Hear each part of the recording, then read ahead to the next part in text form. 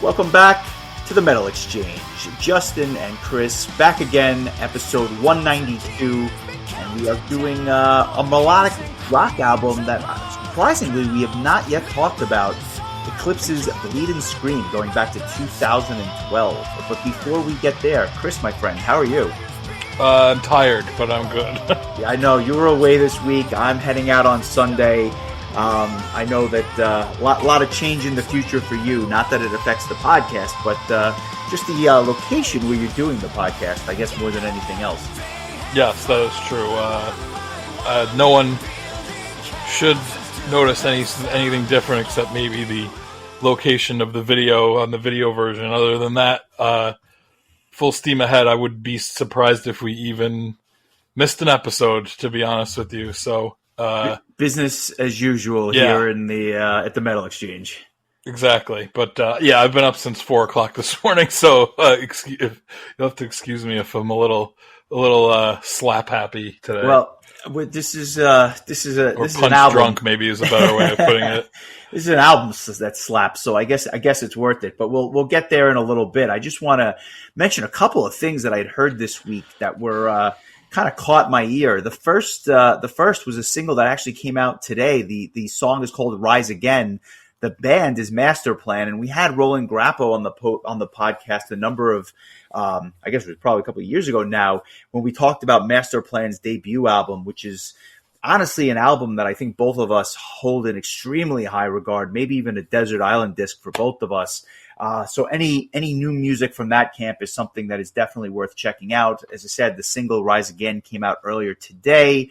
I think that is something that I will definitely be going back to, let alone the rest of that album. And then two other things that I thought were really interesting.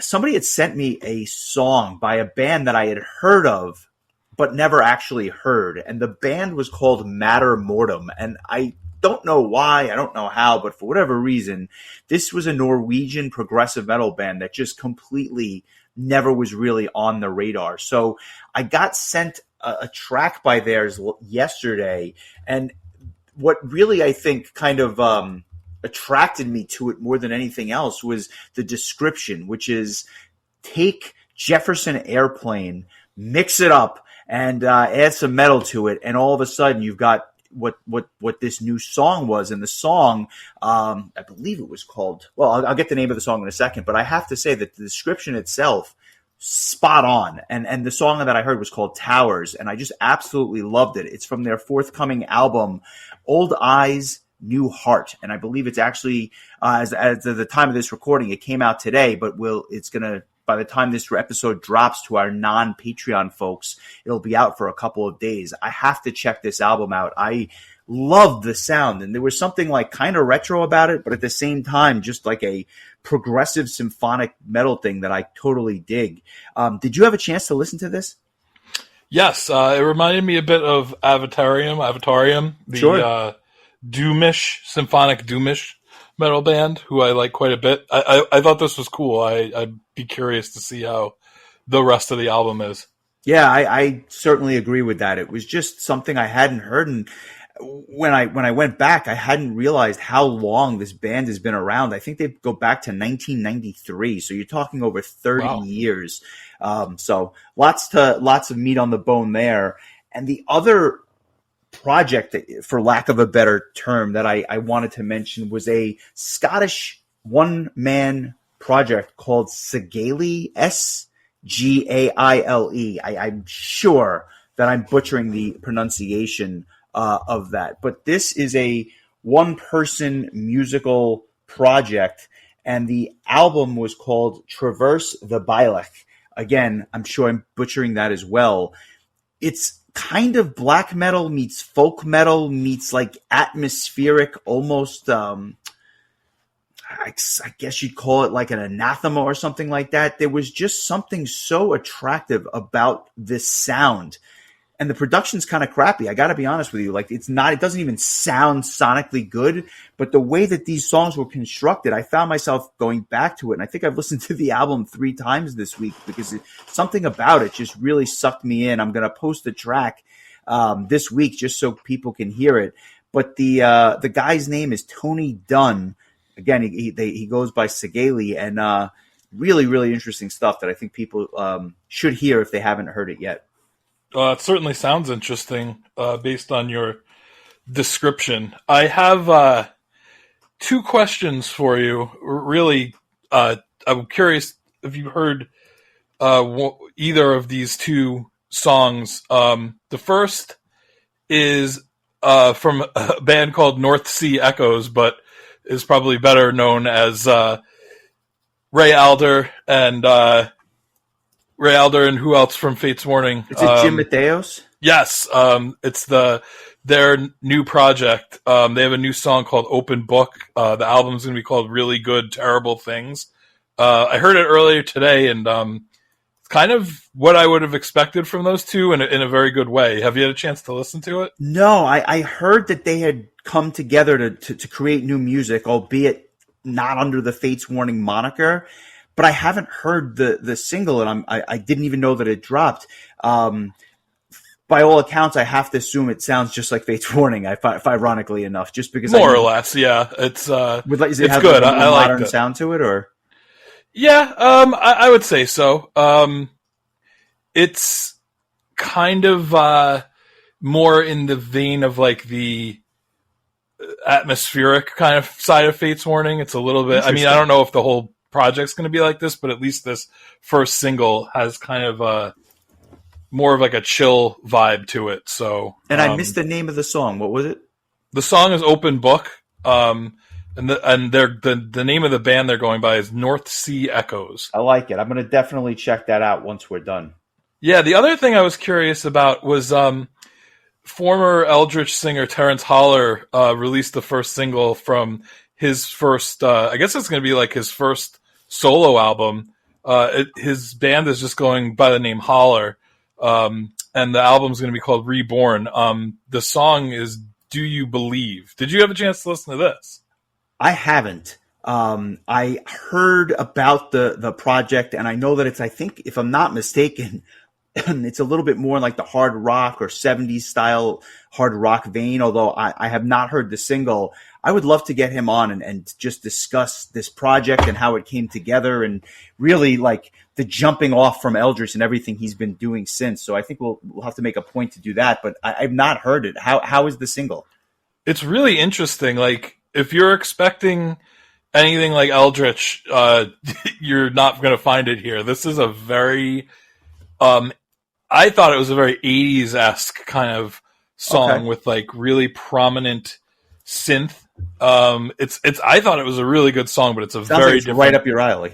Yeah, it's a very different style than what you would expect from Eldritch, but it has just his unique classic vocals. I liked it, but it might catch some Eldritch fans or metal fans a little bit off guard because it's a little bit different than what you would expect. And if you compared it to Eldritch's most recent album, it's nothing like it, in my opinion. Nice. I definitely will make a point to check that out. His vocals are unmistakable in many ways, and always something I enjoyed on those, all those Eldritch albums, to be honest with you. Even some of the ones that where maybe the album wasn't quite as good, but hearing his vocal approach was something I always enjoyed. So something I'll definitely be checking out, to say the least.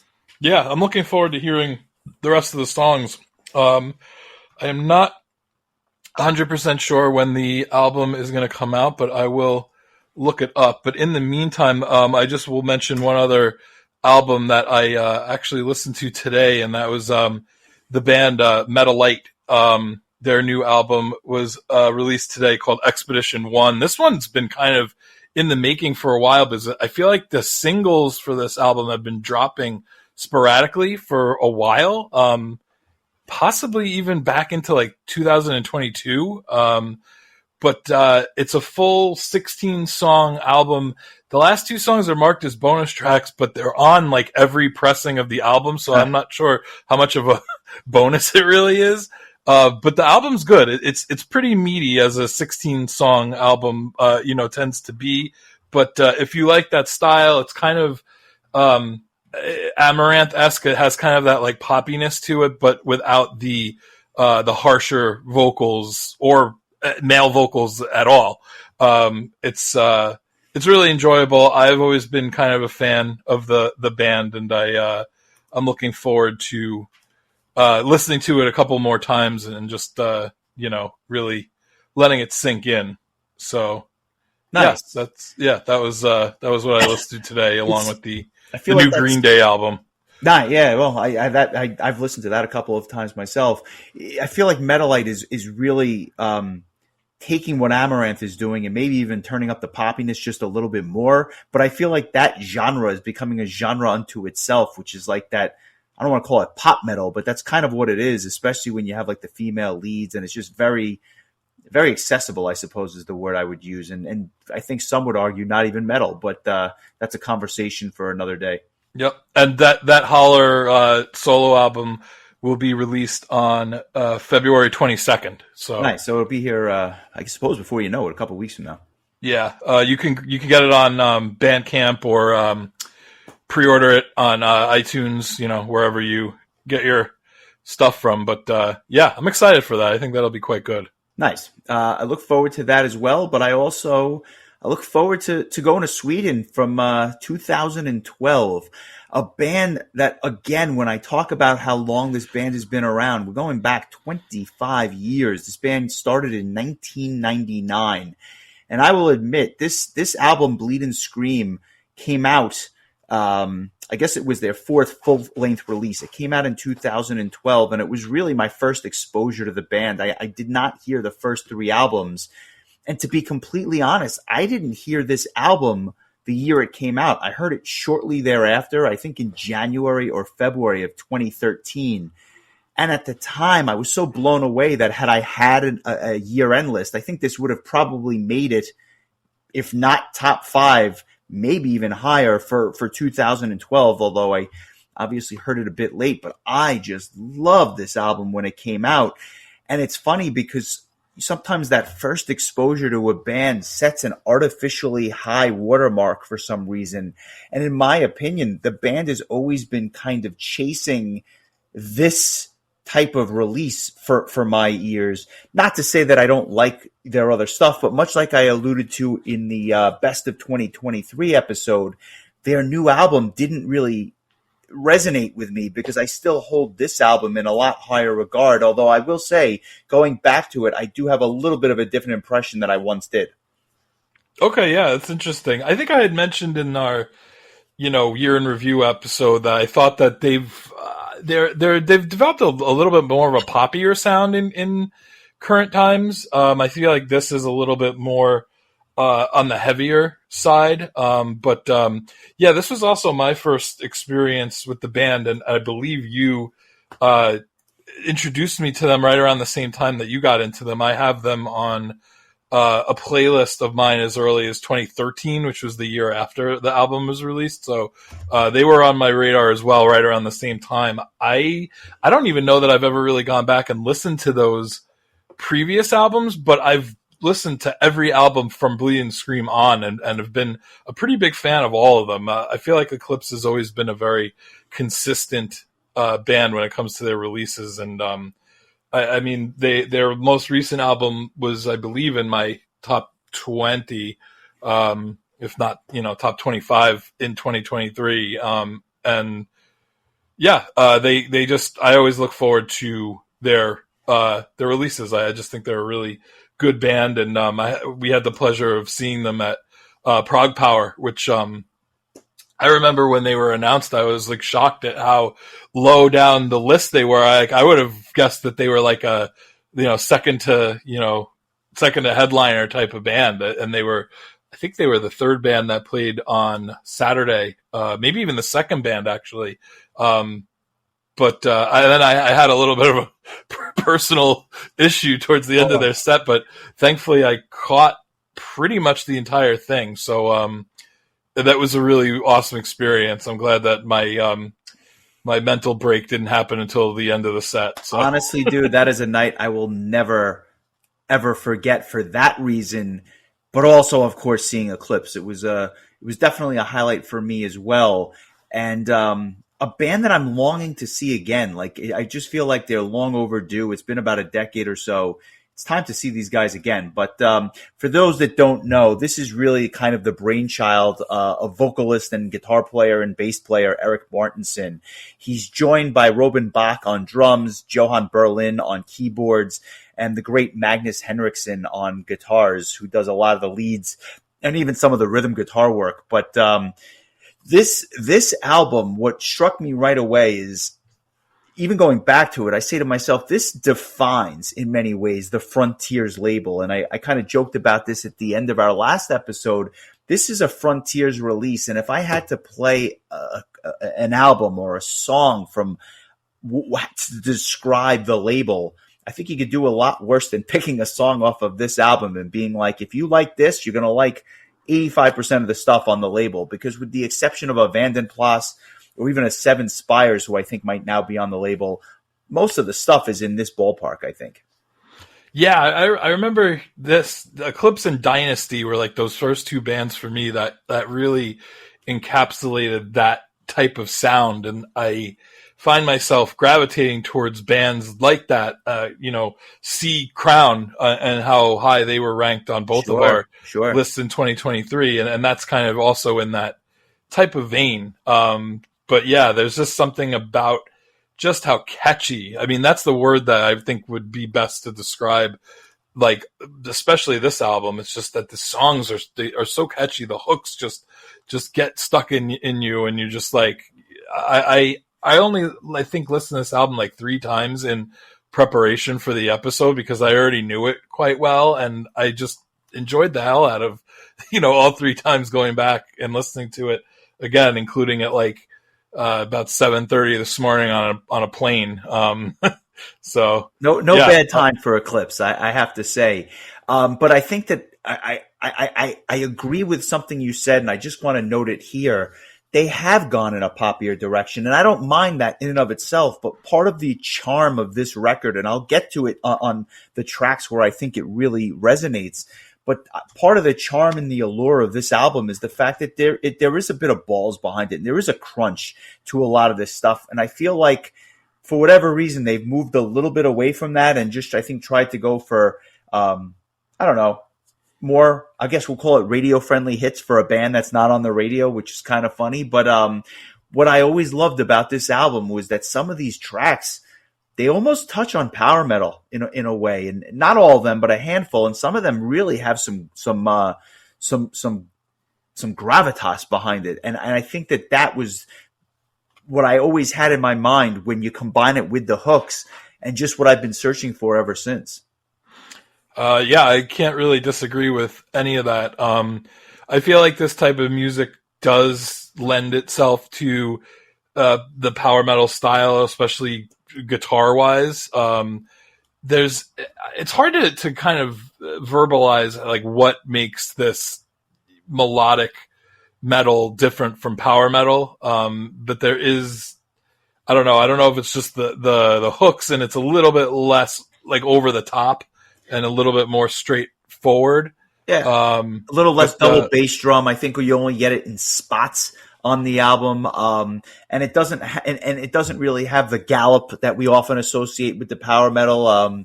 It's got groove, but I don't know that it has gallop. So those are my 2 G words. Yeah, it's just kind of just straight up like just good hard rock / heavy metal. AOR is another term you hear, which I think is like one of the most like indescript things. Like what the heck is that? Yeah, like what the hell is album oriented rock? Like, isn't all rock on an album and oriented on an album? I don't know. I never quite like. I get what it means because I know what bands are considered AOR type bands, but the definition itself, it doesn't really make a whole hell of a lot of sense to me. So, to our friends on Patreon, check out our February bonus episode where Chris opines on the definition of AOR in greater detail. Something to look forward to, I'm sure. Yeah, that was my thesis in my imaginary PhD master's degree. Yeah, very good. I can understand why. As you went back and listened to this, did you have the same thoughts that you did back when you first heard it, or did your opinion change at all? I think it stayed pretty much the same, but it had been so long since I listened to this album start to finish. I kind of forgot about, especially kind of the second half of the album. The first half I really knew quite well, especially the first 4 tracks. Those 4 were just stuck right in my brain forever, and I kind of forgot about how good some of the other songs on the album were. So it was kind of like a refresher, but I wasn't surprised at how much I enjoyed it. I'll say that. I had a bit of a similar experience. I really knew the front half well. In the back of my mind, I remember loving the back half just the same, and I have to say I like it. But the front half of this album is the moneymaker. And in a sense, they were smart to front load this album, because in my head, it might have even been better than I remember it, just because of how phenomenal those first 4, 5, maybe even 6 tracks are. We'll get to it. But that is not to say that the back half is bad. It's just that I think that the first half is so good that it's almost hard to top, and it's almost hard to keep up that pace for a full album. So nonetheless, let's kind of get into it. This album, as I mentioned, it came out in 2012, and it starts off with a real banger of a tune called Wake Me Up. If you have not heard the band, I'm not saying this is my favorite track, but this is one hell of an opening tune. You kind of get the sense of what this band is from the opening riff. I mean, it is melodic, it is crunchy, and it just, like the Crown album, hooks galore. And what stuck out to me immediately is just how good the mix is. I mean, granted, we're not going that far back in time, but this sounds sonically great.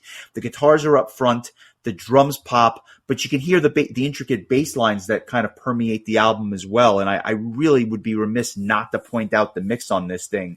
It is absolutely guitar-driven metal, but that does not to say that the keyboards and the bass don't have their place that you can clearly hear throughout this whole thing. That was very nicely put. Yeah, this is a really good, just like intro to the band, and like it might have been the first song I ever heard by them if I just started with this album. But it's not my favorite song on the album, but it's a very good song. I like it a lot, and I think it makes for a really good opening track. Just really. Just has a nice pace to it. It's got a catchy chorus. Great. I think that there's the guitar solos kind of have a power metal vibe, kind of echoing what you mentioned earlier. But yeah, this is a really fun opening track, and really just gets the ball rolling on this one. Not my favorite either, but I feel like when you're a metal fan and you listen to a track like this, you can't help but get the blood flowing, if you will. This is a solid tune. And then we get to the title track, which is even more interesting. And I say that because, I listen to a lot of my music on iTunes when I'm, at my computer and I'm listening to music. But when I'm not at home, I'm listening to a lot of it on my phone via Plex, just because I have all my music on a Plex server. And Plex kind of puts a little designation next to the hot tracks, whether it's the ones that are the most listened to or the ones that are the most known. I'm not sure how one gets that designation, but it's a signal to me, the listener, that those are the tracks that I guess people are really kind of gravitating towards. 3 out of the first 4 tracks on this album have that designation. The one that does not is the title track, Bleed and Scream. And the irony is, I would argue it's the best track on the album and probably one of my favorite melodic metal songs of all time. I am a huge fan of this, and I remember being so disappointed when they didn't play it live at Prog Power, because I wanted to hear this song so badly. But for whatever reason, they chose not to play it. And again, maybe it's just not considered one of their big songs, but I am a huge fanboy. I'm going to make it my song of the week just because I want other people to hear it. And then I want to come back, say a few more words, and certainly get your thoughts. But this is Eclipse's Bleed and Scream from their 2012 album by the same name. Enjoy. But now it's just a memory, a dirty little memory. Did it knock you on your feet? Did it make you come alive? Worth all the tears, worth all the lies. And now you're coming back to me. Can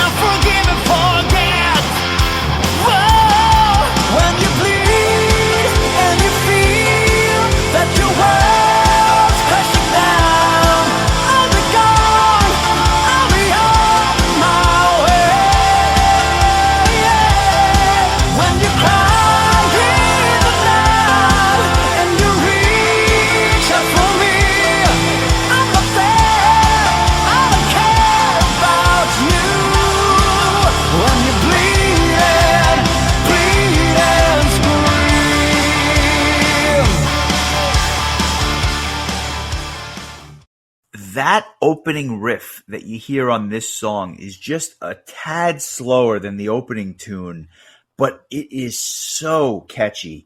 And I think what separates this song from the rest, if I had to just say the album, it's that the verses on this album are probably my favorite. And the chorus is just an absolute dynamite sing along. And there are layered vocals in spots, which I think add such an amazing touch with the keyboards on this track. And quite frankly, what differentiates it from other things that would come later is that it has some edge to it. It's a little angry. It's obviously pissed off at a girlfriend that cheated on the guy. And it's that anger, but while retaining the melody, which just makes this a home run to me. I didn't want to make it my song of the week. I kind of wanted to go with something else, but I'd be remiss not to choose it. It's a great choice. It's a great song. I really enjoy it. I think it's even better than the first track, Wake Me Up. I think that the album is just trending upwards as we make it to track 2 here, but really good song. I think the chorus is just so catchy. I just the vocal hooks on this album and just that this band has in general are just so good. Like I just love it. It's a great. I mean, in all honesty, like this or the next 3 songs, I wouldn't blame anybody for saying are their favorite song on the album, because I'm a big fan of this whole 2 through 5 suite, if you will. Yeah, man. Of Side tunes. A on this thing, it rocks. And Ain't Dead Yet, track 3, I think is no different. Walk us through that one. What are your? I mean, obviously you like it. This one's a bit more of a banger than the last one. Yeah, this one's one of my all-time favorite Eclipse songs. I just always liked it a lot. I love the energy to it. The chorus is so catchy. And I just love the kind of like F you attitude of the lyrics that, like, you know, I ain't dead yet. So, you know, keep on trying to like hit me with your best shot, but I'm not going down. And I love that. This is just a song I just always really liked. I believe it's the first Eclipse song I ever put on a playlist. And I'm going to make this one my song of the week just because I've always just been a really big fan of this tune. And whenever I would hear it, it would just pump me up, and I would just feel like I could take on the world. And I think that's kind of what the whole, you know, lyrical, you know, point of the song really is. But just really good. I like this one a lot. So why don't we give this one a listen, and then I'd like to hear your thoughts on Ain't Dead Yet. This is where I'm coming from. All this shit has made me strong. I don't break easily. So hit me with your hardest shot. Bring it on, get all you got. Be sure to make it real. Every bone has been broken. I've been on the edge. There is no pain that I haven't felt.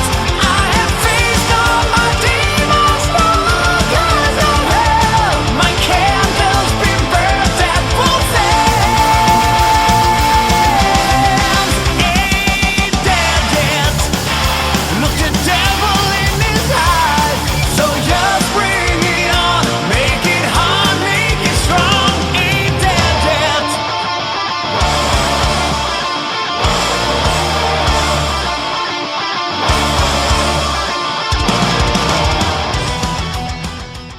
I have a feeling I know what it is about this track that attracts you. And I'm not surprised that you chose it, because this is one of those tunes where I feel like the power metal vibe shines through.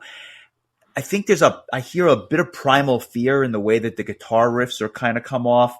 And when you get to the instrumental section towards the end, I actually get a bit of a Stradivarius vibe. Not the old Stradivarius. This is not Fourth Dimension or Episode. But if you look at their last couple of albums, the new Stradivarius, which, again, it's a slight departure from the old sound, though obviously keyboards and guitars being a prominent feature of their blend of power metal. I get a lot of that on this particular track. But what really stands out to me more than anything are the drums that just kind of keep this whole track going. And I can understand the appeal, especially for a power metal fan. This is a really good tune. Yeah, and I can't believe I didn't mention this earlier, but man, just the first like 20 seconds of the song, the way that it just kicks in, it's just like such a balls out, like, just, I love it. It's just like, yeah, like, I love songs like that just pull you in right from the beginning. Like, you're already committed to loving the song 15 seconds in, and I love that. So, yeah, that's looks like we knocked out our songs of the week early. We still have some more album to go. Did you know that Battlegrounds was the first Eclipse song that you ever put on a playlist that of the playlist that you have been sending to me for many years now? I did not off the top of my head, but I'm not surprised because it's probably my second favorite song on the album. This is a bizarre track in that it has that hard rock feel to it, but there's a little bit of country in this one, like almost like a country twang to some of this stuff, which is a really unique sound, but it works. The verses are cool, but what make it cool are the intoxicatingly cool drum sounds behind the verses. Like, it's not just your standard drum fill, but it's kind of all over the place, and I love it. It's very catchy. And the choruses are quite good too, but to me, it's the verses which really make this song stand out. And very few songs have verses which kind of resonate with you, but this is one of them. And I remember when they did play this song at Prague Power, and I definitely marked out. This was incredible. And when you listen to those soaring vocals at the end of the track, you realize just how talented a guy that Eric Martinson is, because like, he's hit some notes. I just don't know how the guy does it. This is a very good track. And to be honest with you, if you're going to listen to a third track off the album, I think you do a lot worse than listening to Battlegrounds.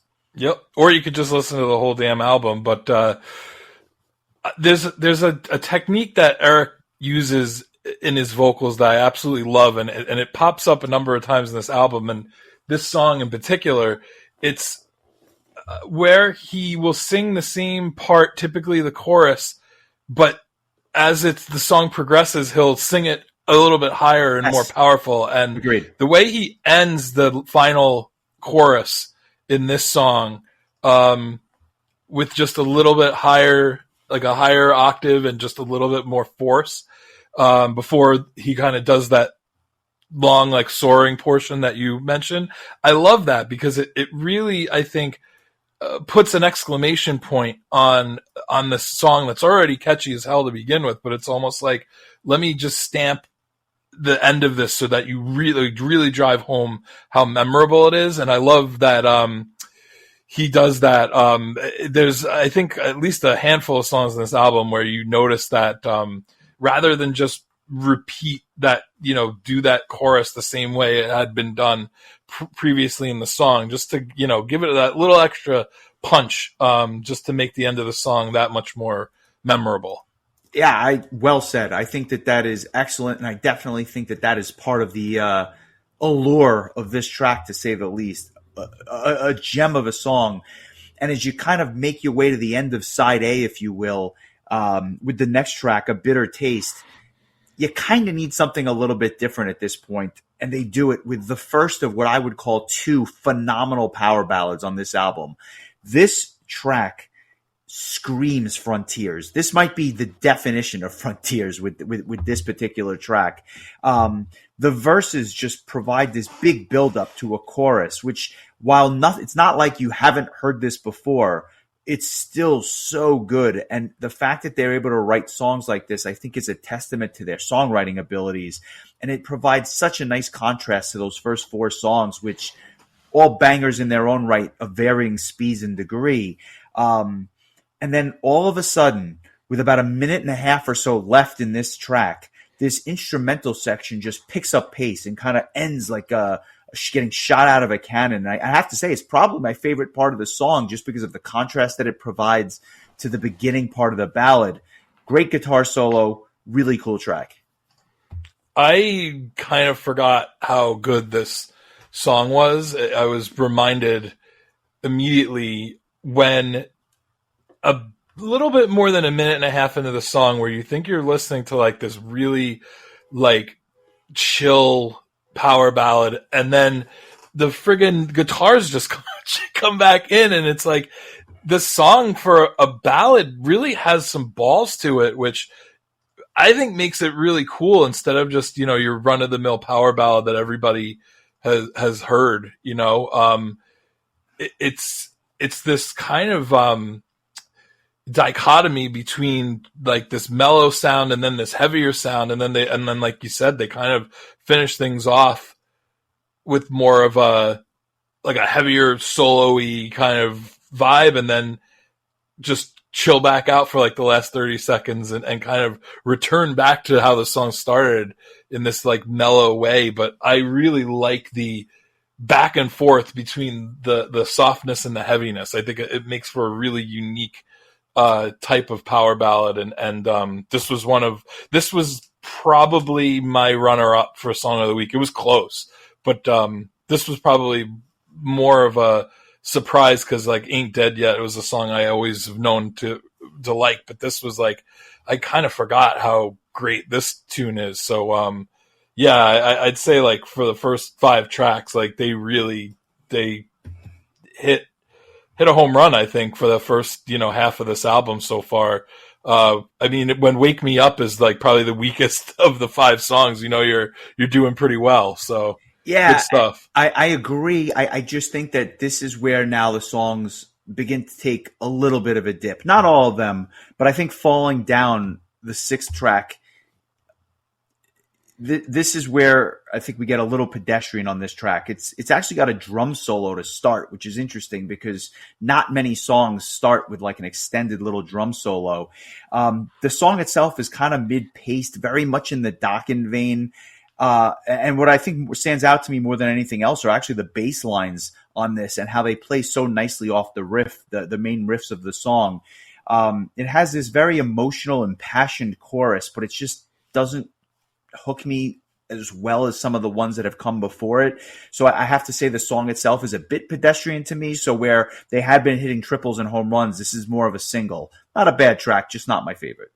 Yeah, I agree. I think like it was just a matter of time. They were just, knocking them out one after the other. Still a really solid tune.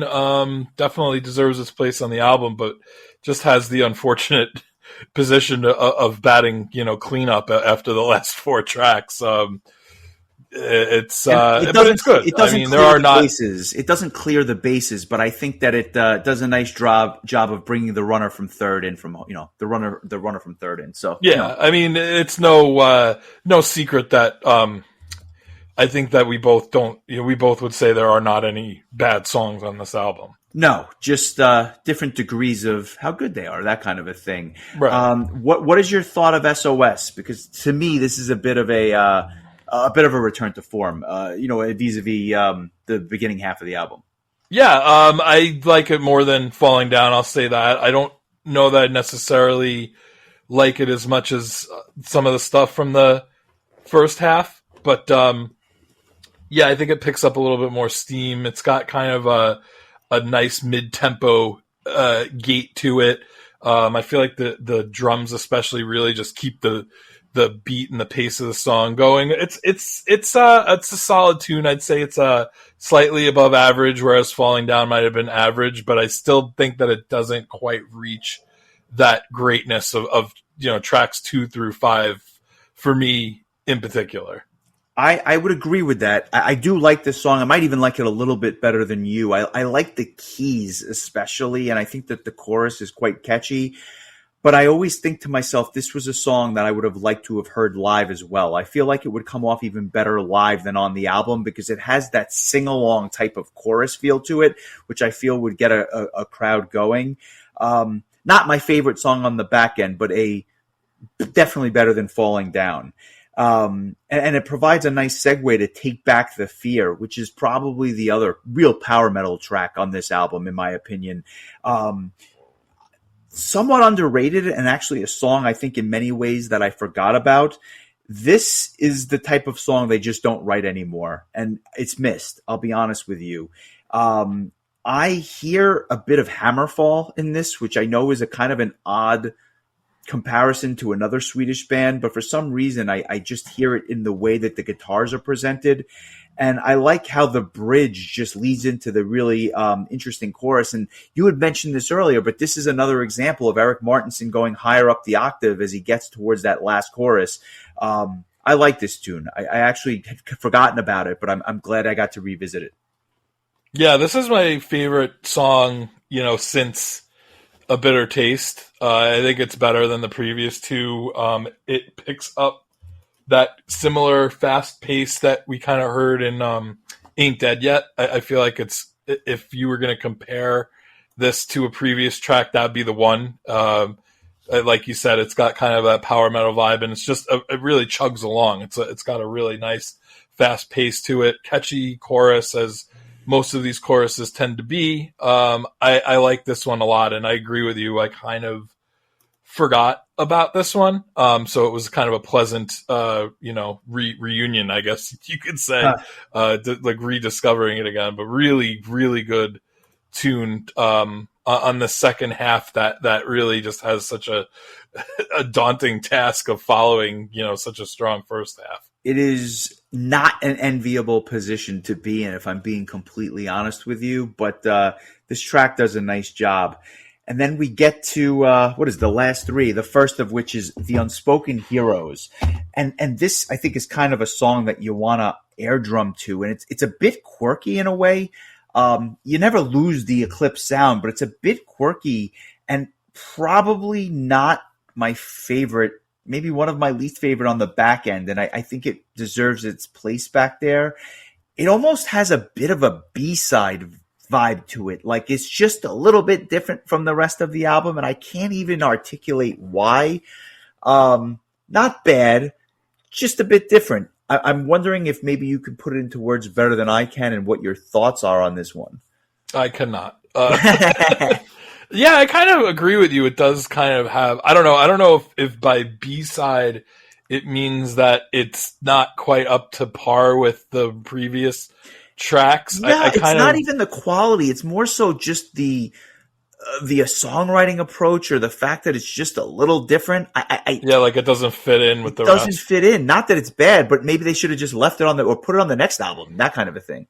Yeah. I kind of lump it in with Falling Down as one of the weaker songs on the album for me. Not a bad track, of course, but just I don't think there was anything like super memorable about it. Sure. But again, it's like, not every song could be, battle. It can't be Battlegrounds, 11 times in a row, as much as, that would be awesome. You gotta have a little bit of variety. So, it's all good. Like, again, not a bad song on the album. And just, this one isn't just not quite as good as the others, in my opinion. I think that's fair. I think that's fair. I'll say this. If nothing else, it leads to what probably would have been my second or third song of the week, About to Break. This is the second of the two power ballads, both of which I think they just simply knocked out of the park on this album. I love this tune. It actually, it's placed well in the back half of the album towards the end, but that's only because it just couldn't follow up the other one that had come before it. This has a bit of a Tesla vibe to it, talking about a band that we covered in the archives. Shout out to Dale. But it also has a bit of a Bon Jovi vibe to it, really poppy in a way. And ironically enough, it too, much like Battlegrounds, has a bit of a country twang to it, but I like it. And it really has some nice lyrics, a solid set of verses, and a very good chorus. It's just a really easy listen. I'm a big fan of this one, and I would encourage people to listen to this as well. Yeah, it's a really great, another power ballad. I think it's a little bit more traditional sounding in the sense that it kind of maintains the same sound throughout, whereas A Bitter Taste kind of went a little bit back and forth between some heavier parts and some softer parts. This one is pretty consistent all the way through. But yeah, it's just another really good tune. Like, I think that the really like awesome guitar solo work combined with Eric Martinson's like just iconic vocals really lend well to a more emotional or a ballady kind of tune. And I think this song really hits the mark there. I think A Bitter Taste is a more interesting song because of it's back and forth between the styles, but I think this one is just a little like more traditional and kind of has more of that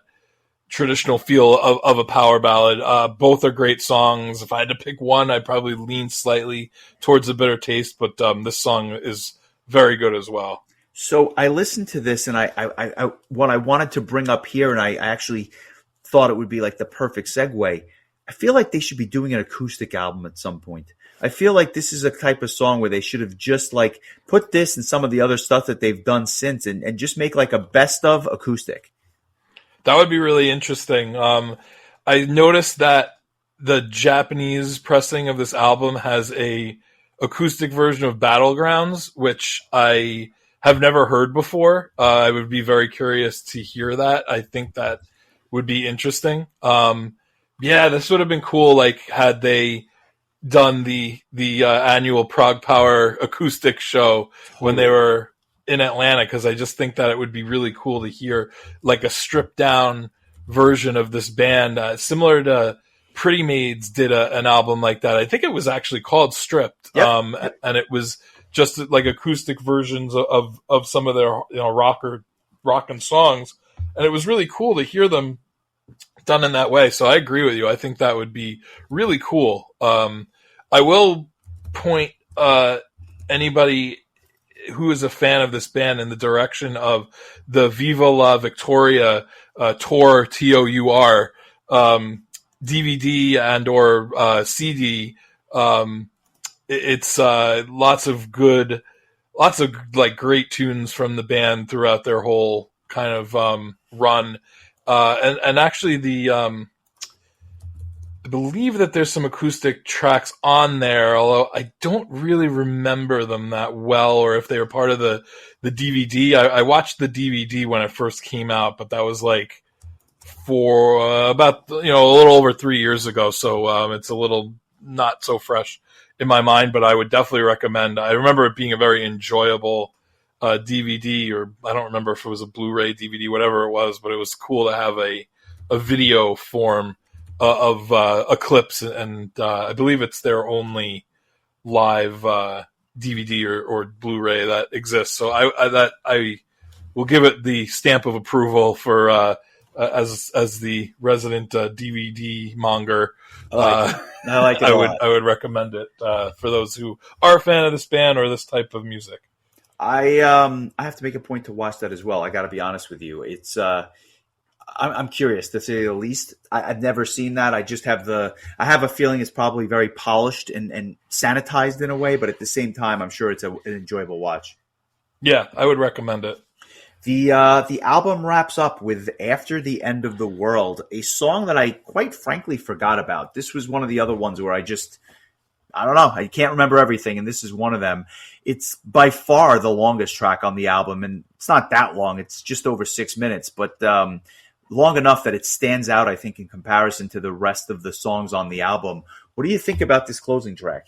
Well, that's mostly because there's like 2 minutes of nothing at the end. That's fair. But it is unless you're a big fan of like listening to the weather. Yeah. it's like fair point. It was funny because like I mentioned before, I had listened to this on a flight this morning, and it was just weird. It was kind of like I had the headphones on, and I was like, "Wait, is there a storm going on outside this plane?" And I looked at the window, and the sun was out, so it was a little confusing, I guess. Yeah. But prior to that, a very good song, probably one of my favorites in the second half of the album, probably up there with "Take Back the Fear" and "About to Break." I'm glad they went with this as the last song, because I feel like if they had gone with like Unspoken Heroes or Falling Down or SOS, I think it might not have been as memorable of a way to end it. But this is another song that just has a really catchy chorus, and it's a really just punchy, good, fast-paced tune. And then, there's just kind of this like dramatic, weathery kind of ending for the last 2 minutes. I'm not sure what the artistic function of that was, but just an end to a very good album. And there's just some really, really great songs on this album, and this is another one of them. The riff that permeates this tune is just fantastic. It is a good choice for a closer, I have to say. The chorus provided me more of an earworm than I think I would have expected going into it, just because I didn't remember the tune.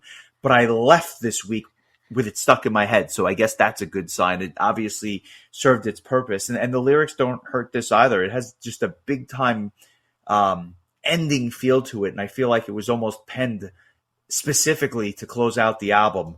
Really good stuff. Quite frankly, just one of my favorite melodic metal albums, or AOR albums, or Frontiers albums, whatever you want to call it, if it's a genre unto itself. Just one of my favorites. I don't think it's without fault, and by fault I mean just a couple of songs that are slightly pedestrian or average sounding, but by and large, top to bottom, just a really, really good listen.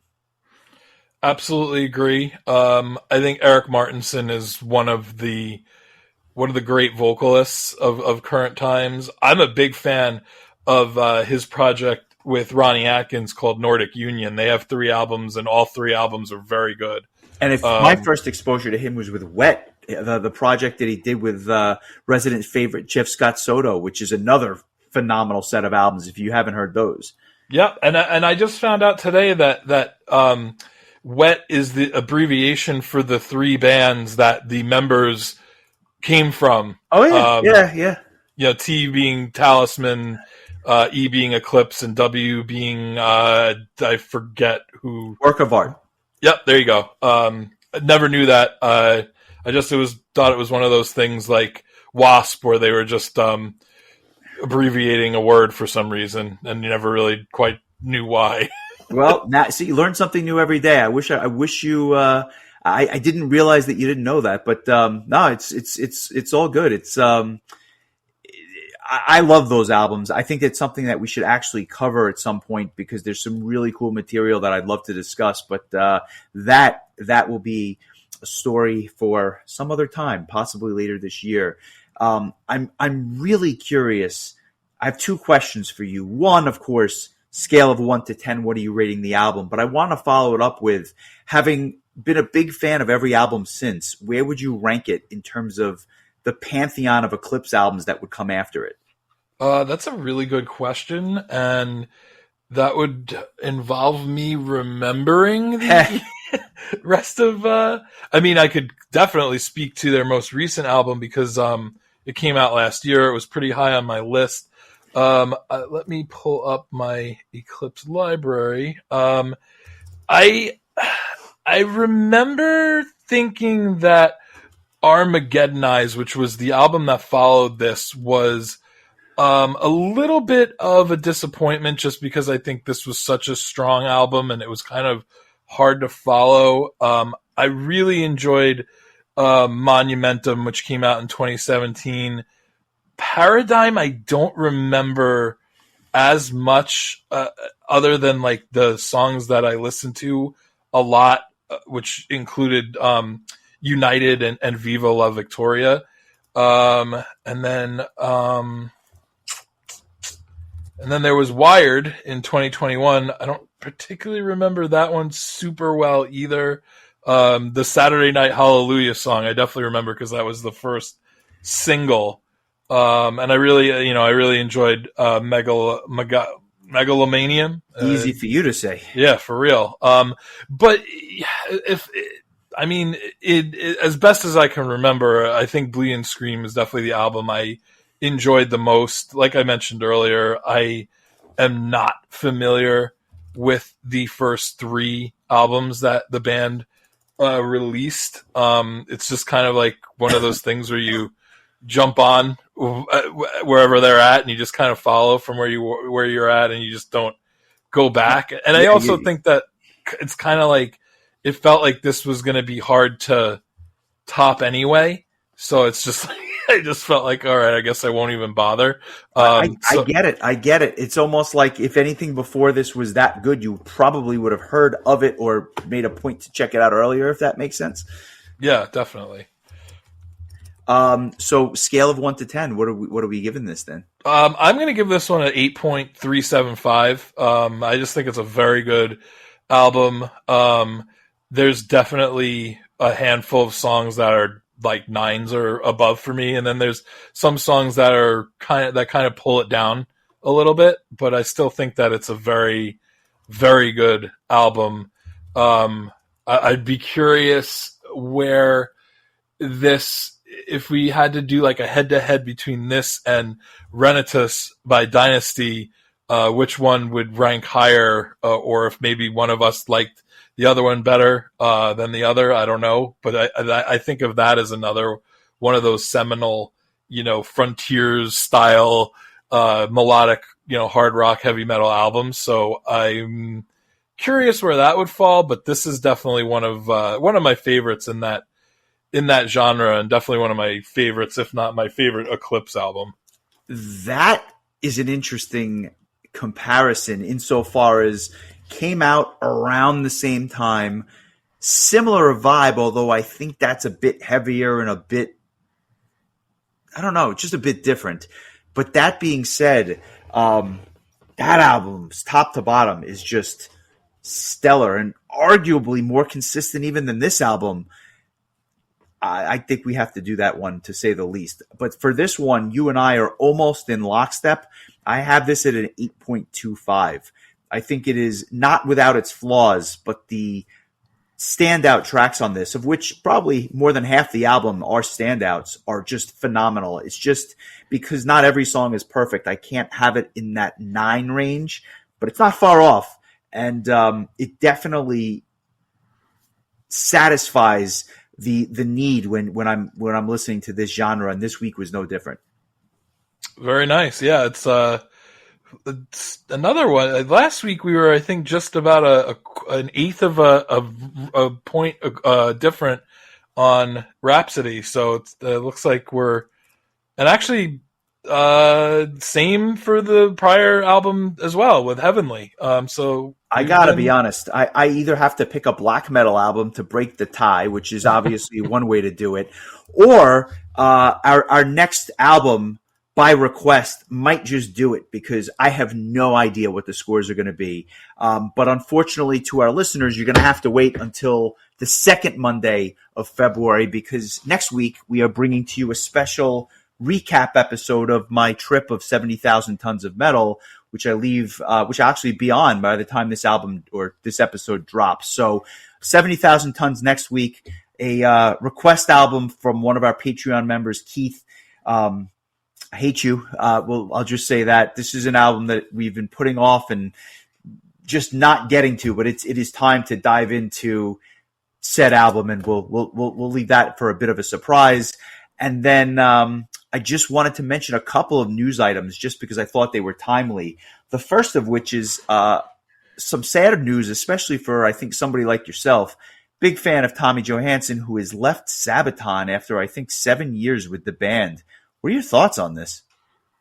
I'm not really that sad about it, just because I am much more of a fan of, Majestica / formerly Rainseed, than I am of Sabaton. As much as I love Sabaton, I don't know that Tommy not being in Sabaton will affect Sabaton's overall sound. While I will miss seeing Tommy on that stage with them, because he's an awesome performer and just a really nice guy, to be completely frank. To me, if it means that we're going to get more of, the stuff that he's going to write and he's going to sing, and that's really more my cup of tea and my style. So I think it sucks for Sabaton and people who are big Sabaton fans, but to me, it sounds like he's going to kind of focus more on his own thing, and for me, that's A-okay. Because I remember when I found out that he joined Sabaton, I kind of was bummed that it might mean that, he wasn't going to release. I mean, basically, Rainseed is basically a solo project in a lot of ways. I think it's Majestica's kind of turned into a full-fledged band now. And so when he did release that first Majestic album, I was so excited that he was still, writing music, and that album was so good. I think it was my third or fourth favorite album of that year when it came out a couple of years back. So I'm hoping that the follow-up album, I mean, technically they released a second album that was a Christmas album. Which was great in and of itself, to be fair. Yeah, no doubt. But looking forward to their next second non-holiday themed album. But yeah, I mean, I totally understand why there's people that are bummed. But for me, I'm kind of excited that it might mean more of him, focusing on his own thing. And man, if you haven't been checking out his YouTube channel, some of the covers that he's been putting out are just a blast. And just as recently as today, at least as of the day that we are recording, he posted a video with Kim A. I am not 100% sure what band Kim is from, if any. I do not know. But the two of them did a duet of Sonata Arctica's Black Sheep, with Tommy doing the keytar and Kim doing the guitar, and the both of them sharing the vocals, and it is a really killer cover. So definitely go check out his YouTube page if you haven't, because there's some fun covers. He covers Green Day, Elton John, Celine Dion, like, you name it, like metal, Halloween, whatever. Like he's a chameleon. He does a lot of things really well. Sounds almost like addition by subtraction to you, perhaps, because Sabaton rolls on, but then he does other things. So I don't know, just an observation. Yeah, and I like Sabaton, don't get me wrong, but they're just not like one of my favorite bands in the world. So and they don't need him per se. They can get another guitar player. Yeah, I do. I would love to know if he had any effect on the songwriting. I noticed that there were things that, as a fan of Rainseed and Majestica, that I was hearing in Sabaton that wasn't there before. So I have to think that he was getting some creative input. I don't know if he actually got to like write any full-fledged songs, or just was contributing like certain guitar parts or flourishes to songs. I have no idea. But there was definitely, I think, a little bit more of a kind of like key-driven melodicness that might not have been there before he joined the band. But yeah, I mean, I would take a Majestica album over a new Sabaton album 10 times out of 10. No question about that. I know how you feel about them. I was a sucker for the Christmas album, like I said. But that being said, I look forward to some new original non-holiday themed music. And that is the latest on the Sabaton camp. Two other artists, one who is about to get started with their third, we'll call it a solo album, and that's Jeff Tate, former singer from Queensryche. He's recording the new Sweet Oblivion album. It's their third release. I didn't realize that this project was still happening. I thought that they were kind of done after the last album. I had heard that there was some internal strife, if you will, between him and Simone from DGM, but apparently we are back in business, and I guess after working with Aldo from Secret Sphere on that last album, it looks like Sweet Oblivion continues to be a thing. So that'll be cool to hear some new Jeff Tate music. And Dark Tranquillity has finished recording their new album. They're sending it off to be mastered. Unclear whether or not it will be released in 2024 or 2025, but it will be nice to hear some new music from them. Their last album, Moment, was fantastic. And I got to be honest, having seen them live, they are a phenomenal live band, like much better than I would have expected. So I strongly encourage you to check out their set when they play in Atlanta later this year.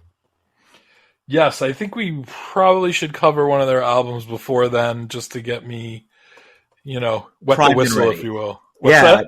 Primed and ready to go. Yeah, I haven't decided whether we should do the new one Like I said, the last one that came out. Career retrospective. What do you think? Yeah, that may take 2 months, my friend. They have a plethora of albums, but yeah, thanks for listening. Thanks to all of our new Patreon members. We really appreciate the support. Don't forget that you can request albums as a member of our Patreon. We obviously appreciate the support. And to all those who are listening, if you like what you hear, give us a like and a follow. Join us on our social medias, which can be seen below.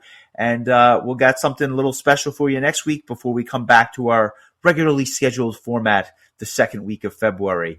Look forward to hearing your next album as well, because it'll have been a while at that point. Yeah. Let's leave the listeners with this.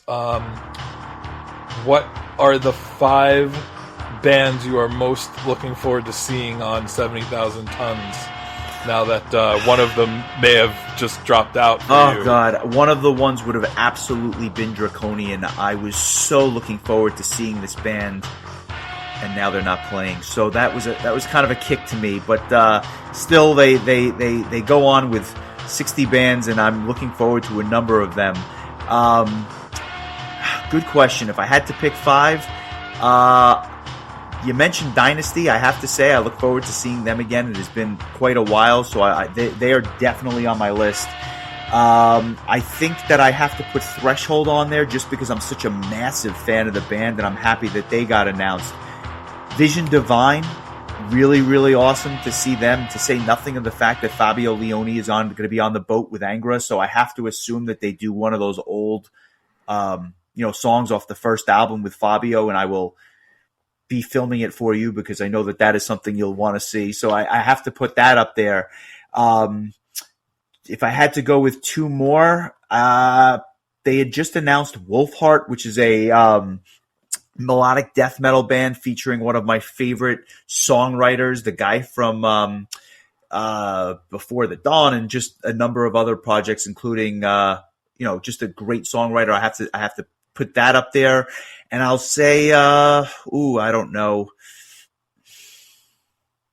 maybe Blind Guardian, just because of the atmosphere. I'd like to see them on top of the boat with with the wind in everybody's hair and just in the middle of the Atlantic. I think that'll be cool as well. But honestly, there's about 20 bands that I really want to check out, so I'm going to be all over the place, and I'll report back with what I actually got to see, because inevitably I'll be missing stuff that I want to see just due to scheduling.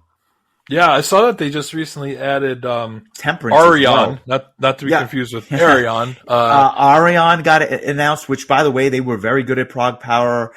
Temperance comes to mind; they were a late addition. And then bands like Scar Symmetry, who I've yet to see. I mean, I'm going to see them in Atlanta, but I look forward to checking them out. Flesh God Apocalypse is another one which should be good. And then there's a band that got recently announced called Shores of Null. I've never heard them, but from what I understand, it's right up my alley, so I got to check them out as well. It's going to be a busy couple of days, but I'm looking forward to it. Yeah, I'm looking forward to hearing about it, and I have a lot going on, so it's not the worst thing that I kind of have like a week off, so to speak. But have your questions ready. I'll be happy to answer them. Yeah, well, I will use the time to familiarize myself with the album we'll be talking about the following week. So, I've been putting it off, I'll be honest with you, but I'm angry. I do think that the time has come, and I really do want to give the album its due and do it justice by actually listening to it and actually having some thoughts. I'm just gonna have to get my eardrums ready for that journey. Good times ahead.